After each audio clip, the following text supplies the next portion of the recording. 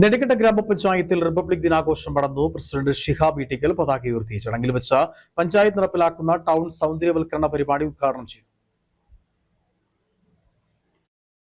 നെടുങ്കണ്ടം ഗ്രാമപഞ്ചായത്തിന്റെ നേതൃത്വത്തിൽ 77ാമത് republic ദിനാഘോഷവും town സൗന്ദര്യവൽക്കരണത്തിന്റെ ഉദ്ഘാടനവും നടന്നു. റിപ്പബ്ലിക് ദിനാഘോഷത്തിന്റെ ഭാഗമായി പഞ്ചായത്ത് ഓഫീസിന് മുമ്പിൽ പ്രസിഡന്റ് ഷിഹാബ് ഇട്ടിക്കൽ പതാക ഉയർത്തി. തുടർന്ന് നടന്ന ചടങ്ങിൽ വെച്ച് ടൗൺ സൗന്ദര്യവൽക്കരണത്തിന്റെ ഭാഗമായി പഞ്ചായത്ത് ഓഫീസിന് മുമ്പിൽ ചെടികൾ വെച്ചു.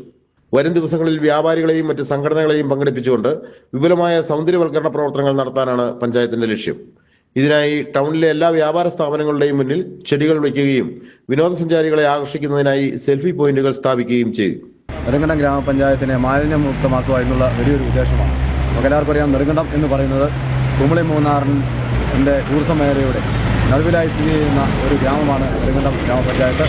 ആ ഗ്രാമപഞ്ചായത്തിൽ നിരവധി ടൂറിസ്റ്റുകളാണ് കടന്നു പോകുന്നത്. നമ്മുടെ നാട്ടിലൂടെ കടന്നു പോകുന്ന ടൂറിസ്റ്റുകൾക്ക് നെടുങ്കണ്ടത്ത് ഇറങ്ങി അത് ആസ്വദിക്കാനും അവർക്ക് ഫോട്ടോ എടുക്കാനും ഒരു ടൂറിസം മേഖലയാക്കി നെടുങ്കണ്ടം മാറ്റുക എന്നുള്ള വലിയൊരു ഉദ്ദേശത്തോടു കൂടിയാണ് ഇങ്ങനെ ഒരു പരിപാടി കൂടി നമ്മൾ ആസൂത്രണം ചെയ്തിട്ടുള്ളത്.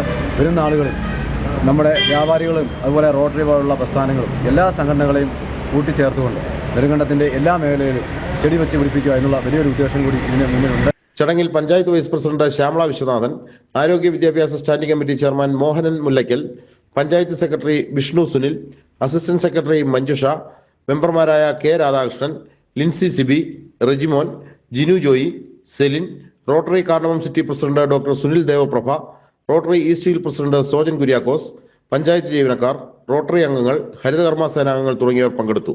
News bureau, Nedumkandam.